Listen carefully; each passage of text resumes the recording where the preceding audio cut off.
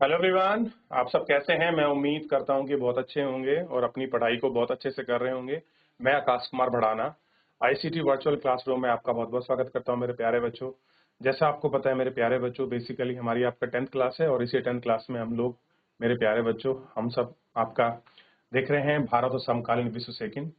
तो कल हम एक देश को आजाद करा चुके हैं, उसका नाम है जर्मनी। जर्मनी को नेशनलाइज करा दिया, संविधान बना दिया, राजा को कर दिया। आज हम आगे बढ़ेंगे, इटली को थोड़ा सा हम एकीकरण की तरफ लेकर आगे बढ़ेंगे।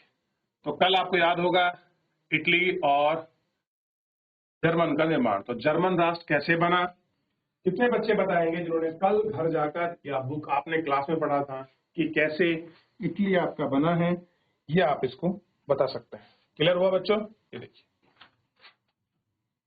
देख लिया? शाबाश। आगे बढ़ते हैं मेरे प्यारे बच्चों। थोड़ा सा इसमें ध्यान रखिए, बिस्मिक की कहानी को पढ़ लिया और ये हमने कल इमेज भी बड़े अच्छे से गौर करके देख ली थी। आज थोड़ा सा इसमें आपका बात करेंगे, तो हम बात करेंगे इटली की। तो इटली बात करें कि जर्मन की तरह ही इटली राजनीतिक विखंडन का एक लंबा इतिहास है। कह रहे हैं कि जिस तरह से आप इसको देख रहे हैं कि एक दिन के अंदर ही आपका नहीं बना, एक लंबा इतिहास है, बहुत लंबा समय ट्रैवल किया है। इटली अनेक वंशानुगत राज्य, बहुराष्ट्रीय हैम्बर्ग साम्राज्य में बिखरा हुआ था।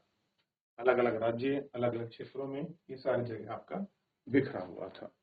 ठीक है, ये हमको बेसिकली आपका देखना है। ठीक,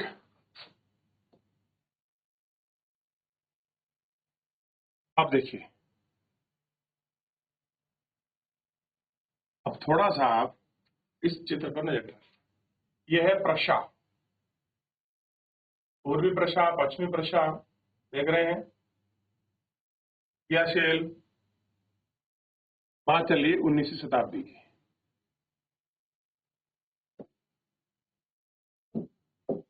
कह रहे हैं कि 19वीं सदी के मध्य इटली 7 राज्यों में बटा हुआ था।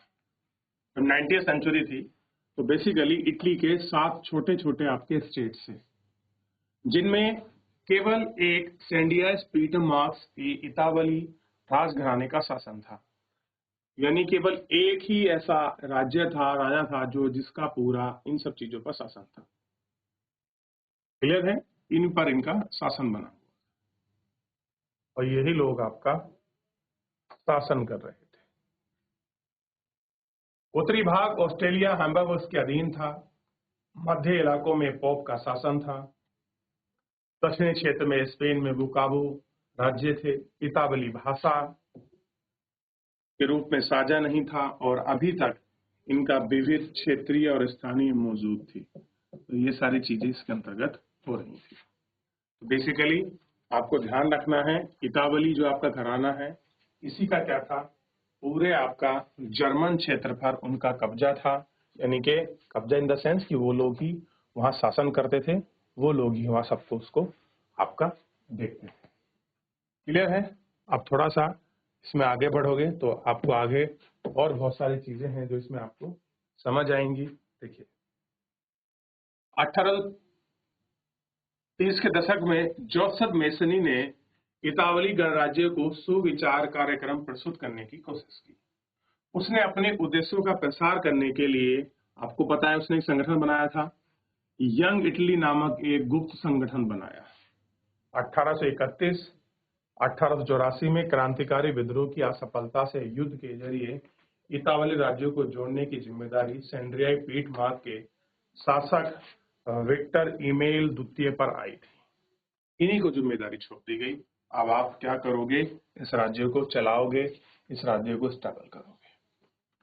इस क्षेत्र के शासक अभिजात वर्ग की नजर में एक एकीकृत इटली के लिए आर्थिक विकास और राजनीतिक प्रभुत्व की संभावना उत्पन्न करता था। मंत्री प्रमुख कोवर, जिसने इटली के प्रदेश को एकीकृत करने वाले आंदोलन का नेतृत्व किया, ना तो एक क्रांतिकारी था और न ही जनतंत्र में विश्वास रखने वाला। इतावली अभिजात वर्ग में तमाम अमीर शिक्षित सदस्यों की तरह इतावली भाषा से कहीं बेहतर फ्रांच बोलता था।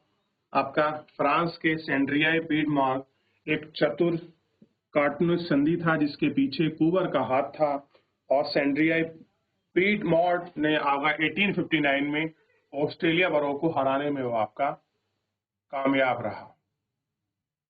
नियमित सैनिकों के अलावा जोसे गैरिबाल्डी, नाम देखिए, जोसे गैरिबाल्डी के नेतृत्व में भारी संख्या में सशस्त्र स्वयंसेवकों ने स्वयं युद्ध में हिस्सा लिया।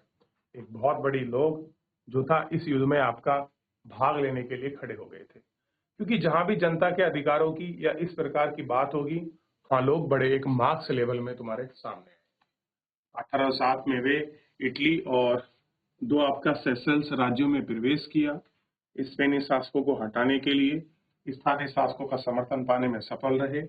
1861 में एमुल द्वितीय ने एकीकृत इटली की राजा घोषित किया, मगर इटली के अधिकांश निवासी आपका जिनमें निरक्षरता काफी ऊंची थी, अभी तक उदारवादी राष्ट्रवादी विचारधाराओं से अनजान थे। इटली में आम विकास गैरिबाल्डी का समर्थन दिया। उन्होंने इटालिया के बारे में कभी नहीं सुना था और वे मानते थे कि ला इटालिया विक्टर इमेल की पत्नी है। क्या कह रहे हैं? ला इटालिया क्या है? आप ध्यान है, डॉक्टर इमोल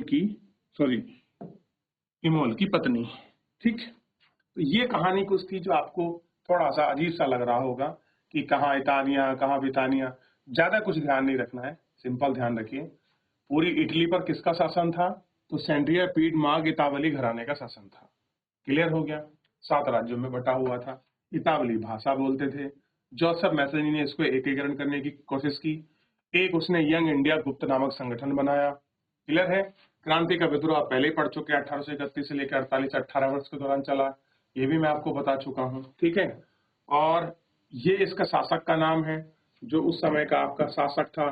ठीक, 5-4 लाइन में आप इनको टू द पॉइंट लिख लीजिए। और इतावली भाषा कहीं कहीं आपके फ्रेंच भी बोलते थे, इसको लिख सकते हैं। तो इस तरह से अगर आप शॉर्ट नोट तैयार कर ले जाओगे तो काम हो जाएगा। अब है मेन बात यहाँ की। अब थोड़ा स्विट्जरलैंड और इस वाले क्षेत्र को गौर करके देखिए, क्योंकि नए नए नक्शे जब आपको दिखाई देंगे और जब लास्ट में आपको नया यूरोप दिखाऊंगा तब आपको सारी चीजें और अच्छे से सरल हो जाएंगी। अगर आपकी क्लास में मैप लगा हो तो मैप को जरूर देखिए। चलिए, देख लिया? ब्रिटेन की अजीब दास्तान।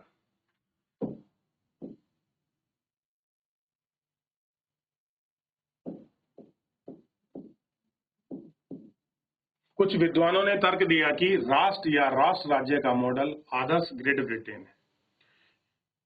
ब्रिटेन ने राष्ट्र का निर्माण अचानक हुई कई उथल पुथल या क्रांति का परिणाम नहीं था। कैसा नहीं था? कोई अचानक हुई क्रांति या उथल पुथल का परिणाम नहीं था। यह लंबी समय चलने की एक प्रक्रिया थी। कैसे थी? लंबी समय चलने वाली एक आपका प्रक्रिया थी। नतीजा 18वीं सदी के पहले ब्रिटानिया राष्ट्र नहीं था। नहीं, ब्रिटानिया द्वीप में रहने वाले लोग फ्रेंच, वेल्स, स्कॉट, आयरिश की मुख्य पहचान निर्जातीय यानी कि एथनिक थी। कैसे थे? निर्जातीय थे। तो जो लोग निर्जातीय होते हैं, आप 12th क्लास में पढ़ोगे जातीय समूह, तो ये कैसे थे? एथनिक ग्रुप के थे बेसिकली। ठीक, सभी जातीय समूह अपनी, देखिए एथनिक यहाँ आपका दिखाया गया है, एक साझा नस्ल, जनजाति या सांस्कृतिक उद्गम पृष्ठभूमि से जिसका कोई समुदाय की पहचान अपनी पहचान मानी जाती है। क्या कहते हैं उसको? हम एथनिक बोलते हैं। सांस्कृतिक और राजनीतिक परंपरा थी, लेकिन जैसे जैसे अलग राष्ट्र, धन दौलत, अहमियत, सत्ता में वृद्धि हुई तो महाद्वीपों के अनेक राष्ट्र में अपना प्रभुत्व बढ़ाने में सफल रहे। लंबे समय टकराव और संघर्ष के बाद आंग्ल संसद ने 1878 में राजतंत्र से आपका ताकत छीन ली। इसके संसद के मध्य राष्ट्र राज्य का निर्माण। अब हर राज्य की अपनी संस्कृति है, उसकी परंपराएं हैं और उनकी कुछ अहमियत है, उसमें वृद्धि हुई और अपनी प्रभुता को बढ़ाने में सफल रहे। और आंग्ल संसद ने 1868 में ताकत छीन ली और एक राष्ट्र राज्य का निर्माण हुआ, जिसके बाद केंद्र इंग्लैंड और स्कॉटलैंड के बीच भी एक्ट ऑफ यूनियन आपका बढ़ा और आप इसको देख सकते हैं। ठीक है, इसने व्यवहार में स्कॉटलैंड पर अपना प्रभुत्व जमाया, इसके बाद ब्रिटानिया में आंग्ल सदस्यों का दबाव रहा और ब्रिटानिया पहचान के विकास का सही यह हुआ कि स्कॉटलैंड में खास संस्कृति और राजनीतिक सिद्धांतों को योजनाबद्ध तरीके से बढ़ाया। अब स्कॉटिश हेडिस के निवासी कैथरीन कुल ने जब अपनी आज़ादी को व्यक्त करने का प्रयास किया तब उन्होंने जबरदस्त दमन का सामना करना पड़ा। स्कॉट हैरिस ने लोगों की अपनी गैलिक भाषा बोली और अपनी राष्ट्रीय पोशाक पहनने की मनाही की। उन्होंने बहुत सारे लोगों को अपना वतन छोड़ने को मजबूर कर दिया। तो क्या किया उनको, कैसे अपना देश छोड़ें, इसके लिए उन्होंने उसको मजबूर किया। तो ब्रिटानिया में स्कॉटलैंड हाउस में कैसे कुलों में आज़ादी के लिए व्यक्त करने के लिए कैसे आपका प्रयास किया जा रहा था। वहाँ की लोकल निवासी कैथल कुल थे, कैसे ब्रिटानिया संसद अलग सदस्यों पर अपना दबाव बना रही थी, किंगडम ऑफ ब्रिटेन का गठन कैसे हुआ, ये सारी चीजें इसके अंतर्गत हैं, ठीक। और डीप में तो पहले एक बार इतना आप लोग पढ़ लीजिए, क्योंकि इसलिए आयरलैंड अब चेंज हो जाएगा, इसलिए मैंने आपको पैराग्राफ रोक दिया है ताकि आप इसको पढ़ लें और समझ लें। कोई डाउट है तो आप मुझसे पूछ लें। जर्मन, इटली और इस वाले क्षेत्र तक, यहाँ तक कोई भी डाउट है किसी का, एक बार देख लीजिए मेरे प्यारे बच्चों, फिर आगे। अब देखिए मैंने क्यों पैराग्राफ रोका, थोड़ा सा यहाँ आपको समझना है। वो पूरी कहानी ऊपर का गुट खत्म हो गया, कैसे चल रहा है, इतना कंफ्यूज मत होइए। अब यहाँ से थोड़ा सा आपको चीजों को पकड़ना है, क्योंकि जो आप यहाँ समझोगे ये बहुत लंबे समय तक आपको इसमें इफेक्ट दिखाई देगा। कैसे? आयरलैंड आप जानते हैं एक आपका क्रिश्चियन कंट्री है,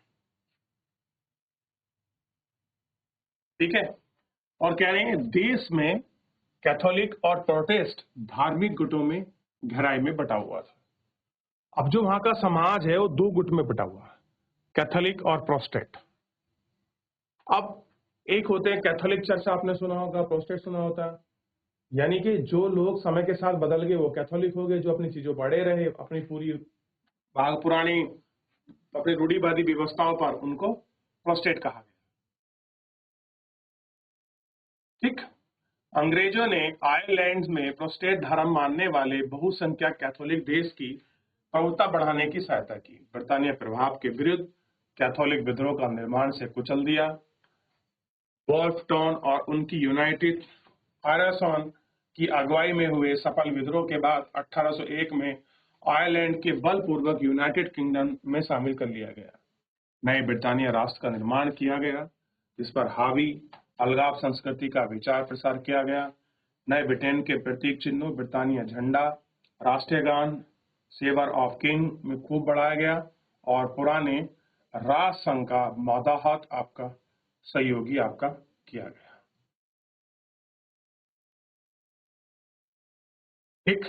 अब है राष्ट्र की दृश्य कल्पना, कैसे आपको कोई राष्ट्र दिखाई देता है, कैसे उसकी दृश्य कल्पना आप करते हैं, अब इसकी थोड़ा सा आपका बात करेंगे। किसी शासक के चित्र या मूर्ति के रूप में अभिव्यक्त करना आसान है, किंतु एक राष्ट्र का चेहरा कैसा दिखाई जा सकता है। 18वीं और 19वीं सदी के कलाकारों ने राष्ट्र के मानवकरण के प्रश्न पर हल किया है। कैसे किया है? आपका राष्ट्र के मानवीकरण के प्रश्न को हल किया है। दूसरे शब्दों में उन्होंने देश को यूं ही चित्रित किया है जैसे कोई व्यक्ति हो, यानी कि उन्होंने नेचुरल थीम बनाने की कोशिश की है, जैसे नेचुरल है वही दिखाई दे। उन्हें समय राष्ट्र की नारी भेष में प्रस्तुत किया है। राष्ट्र को व्यक्त की गई जमा पहचान हुई नारी को चुना गया है। वह असली जीवन में कोई खास महिला नहीं थी, तो राष्ट्र की अमूर्त विचार को ठोस रूप प्रदान करने का उन्होंने प्रयास किया है। यानी कि नारी की छवि राष्ट्र का रूपक बनाई गई है, यानी जो नारी की छवि है वो क्या है? राष्ट्र का आपका रूपक जो है वो आपका बनाई गई है कि राष्ट्र का रूपक बेसिकली क्या रहा है, ठीक। आपको याद होगा कि फ्रांसीसी क्रांति के दौरान कलाकारों ने स्वतंत्रता, न्याय, गणपूर्ति जैसे विचारों को व्यक्त करने के लिए नारी रूपक का प्रयोग किया है। फ्रांसीसी क्रांति आपने पढ़ी है, वहां कुछ कलाकार थे जो आपको स्वतंत्रता की बात कर रहे थे, न्याय की बात कर रहे थे, गणतंत्र की बात कर रहे थे, समानता की बात कर रहे, व्यक्त करने के लिए नारी रूपक का प्रयोग किया है। इन आदर्शों में विशेष वस्तु या प्रतीक से व्यक्त किया गया था। और कह रहे हैं कि आपको याद होगा स्वतंत्रता का प्रतीक लाल टोपी, टूटी आपके जंगीज को इंसाफ और आमतौर पर ऐसी महिलाएं आपका रूप से व्यक्त किया गया है जिनकी आंखों पर पट्टी बंधी हुई थी और वह तराजू था लिए। तो नारी रूपक का मतलब जानते हो, आपने देखा है कोर्ट में कि आंख बंद करे हुए है और पट्टी बंधी हुई है और हाथ में तराजू है, वो किसका प्रतीक है? न्याय के रूप में। क्लियर है? ये आपको देखना है। इस प्रकार के न्याय रूपक का आविष्कार कलाकारों और 19वीं सदी में किया गया। फ्रांस में लोकप्रिय ईसाई नामक मरियान दिया गया है जिसने राष्ट्रजन के विचारों को रेखांकित किया है, उन्हें चिन्हित भी स्वतंत्र और गणतंत्र किया है। लाल टोपी, तिरंगा, काली गंग मरियान की प्रतिमा सार्वजनिक चौक पर लगाई गई ताकि जनता की ताकत का राष्ट्रीय प्रतीक की याद आती है तो लोग उसमें तादाद में स्थापित करें। मरियान की छवि सिक्कों और डाक टिकट घरों पर अंकित की गई थी। तो डाक टिकट करी गई और ये कुछ खास पहचान है जो उनकी प्रतिमा पर आपका जो उसमें उस समय आपकी दिखाई गई। अब देखिए, यही है मरियान की तस्वीर, इस तरीके की थी पहले जो आपका नेचुरल बनाई गई थी। देखिए रूपक, देखिए रूपक कोई अमूर्त, अमूर्त मतलब होता है, देखिए दो शब्द होते हैं, एक होता है अमूर्त, एक होता है मूर्त। मूर्त मतलब जो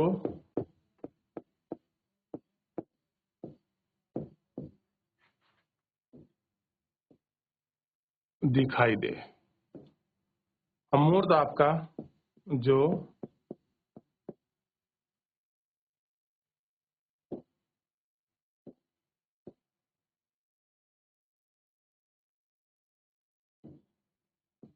जो दिखाई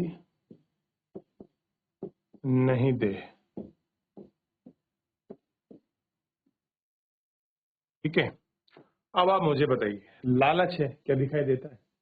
कोई शकल है लालच की? कोई आकार है? कोई स्पेस है? अच्छा, जलस यानी कि ईर्ष्या, स्वतंत्रता, मुक्ति, इनका कोई रूप नहीं है, ये अमूर्त है। हम व्यक्त कर सकते हैं, भावनाओं को दिखा सकते हैं, लेकिन रियलिटी में क्या आपको भूख दिखाई देती? कभी लालच दिखता है कि लालच पड़ा हुआ है? हम कहते हैं इस व्यक्ति के अंदर लालच, ये लालच कर रहा है, लेकिन लालच की क्या है? अब मान लीजिए मेरे हाथ में पेन है तो आप क्या कहेंगे? पेन है, दिख रहा है ना, तो ये क्या है? ये मूर्त है, अमूर्त नहीं है। तो जब किसी मूर्त विचार यानी कि लालच ईर्ष्या को किसी व्यक्ति या चीज के साथ द्वारा इंगित किया जाता है, उसको रूप में जोड़ते हैं, उसको इंडिकेट करते हैं, तो एक रूपक कहानी को अर्थ देता है और एक शाब्दिक और एक आपका प्रतीकात्मक जो है आपका दिखाई देता है। ठीक है, अब थोड़ा सा इसको हम आपका देखें प्रतीक में, जैसे टूटी हुई बेड़ियां यानी कि आजादी मिलना, हम क्या मानते हैं? रूपक ही तो मानते हैं। अगर किसी की बेड़ी टूट गई यानी कि आजाद हो गया। बाजकाज मतलब जर्मन साम्राज्य का प्रतीक। आपका बतूनी पत्तियों का मुकुट यानी कि बहादुरी। तलवार यानी कि मुक्केबाजी। तलवार पर छिछले जैतून आपका शांति। तिरंगा, ये सारी चीजें आपको दिखाई देती हैं। ठीक है, तो ये थोड़ा सा आपको ध्यान रखना है और ये आपको बात, ठीक है ना? चलिए, अब इस तरह की चीजें आपको हमेशा बहुत बार देखने के लिए मिलती होंगी। चलिए, ये गतिविधि आपने पढ़ ली। अब देखिए, ऐसी भी कुछ इमेज आपको दिखाई देंगी। राइन नदी पर आपका एक राइन नदी, अब आप मुझे बताना है कि बेसिकली राइन नदी बहती कहाँ है। ठीक है, और चित्रकार है, तलवार लेते हुए हाथ में रक्षा कर रही है, ये आपको इसमें बेसिकली दिखाई देगा। ठीक है, तो राष्ट्र और साम्राज्यवाद बचा है, इसे थोड़ा सा आप लोग पढ़ के आइए जो आज आपको दिखाई देता है, क्योंकि मैं कल आपका नया चैप्टर कराऊंगा, ये 3-4 लाइन का बचा है, तो इसलिए मैं आपको कह रहा हूं कि आप इसे घर से कर लेंगे तो चीजें बड़ी आसान हो जाएंगी और आप इसको अच्छे से घर से करके आएंगे। तो फिलहाल मेरे प्यारे बच्चों, आज के इस लेक्चर में, आज की इस क्लास में इतना ही। मिलते हैं नेक्स्ट लेक्चर में नए चैप्टर के साथ। तब तक अपना ध्यान रखिए, स्वस्थ रहिए, अपनी पढ़ाई को बहुत अच्छे से करते रहिए। मुझसे जुड़ने के लिए बहुत बहुत धन्यवाद।